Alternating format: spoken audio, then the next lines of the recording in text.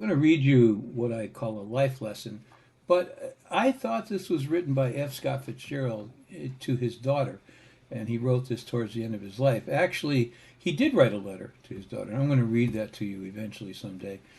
But he didn't write this one. The guy who wrote it is a wonderful, impressive man called Eric Roth. He apparently wrote this for the film The Curious Case of Benjamin Button. He wrote the script for that, was nominated for it as well, and that's based on a short story by Fitzgerald, which probably explains how this all came to be. Eric Roth is an admirable guy. I'm sure you've seen some of his film. Star is Born, Forrest Gump, Dune, oh gosh, Munich, The Insider, a lot of wonderful stuff. Um, Extremely Loud, Incredibly Close, that Ali. Yeah, anyway, it goes on and on forever. The Onion Field, which I really liked. The book was good and the film was good. He was born to a family in New York City. He grew up in Bedford Stuyvesant, which when I was a boy, I don't know how old Mr. Roth is. Bedford Stuyvesant was, working class, kind of a little bit rough, but who knows. Uh, anyway, his parents were successful writers and executives. He grew up boxing, like I did, and he credits that for later success in the habits he learned from the sport. I couldn't agree more. It's a great sport. A friend of mine, who's the mayor of our town, uh, was a ranked fighter and in Connecticut, and he credits that with his success as well. So do I. I mean, I learned discipline. I learned you take a punch, you come back and try not to take too many punches. So I agree with him completely on that. Boxing will teach you quick. Anyway, he went to University of California and so forth, and so the theme of this is starting over, and he should know because unfortunately, Mr. Roth was defrauded by Bernie Maddox, that son of a bitch, in his Ponzi scheme, and he drove him broke.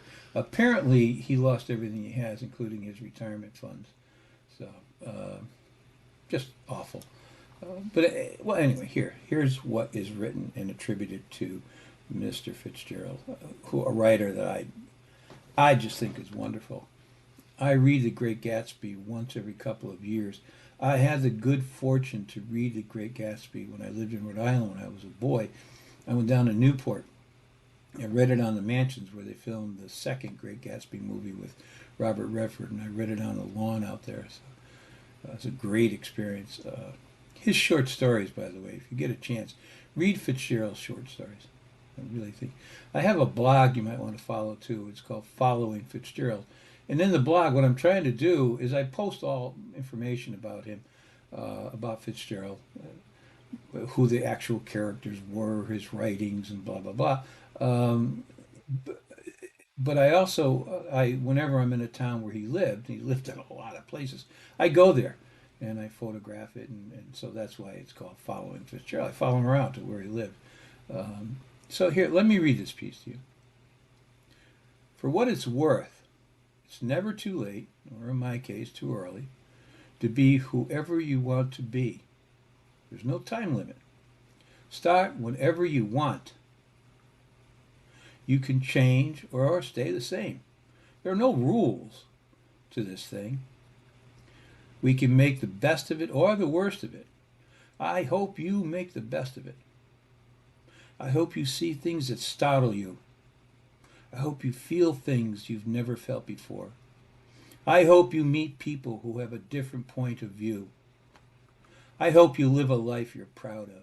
And if you're not, I hope you have the courage to start over again.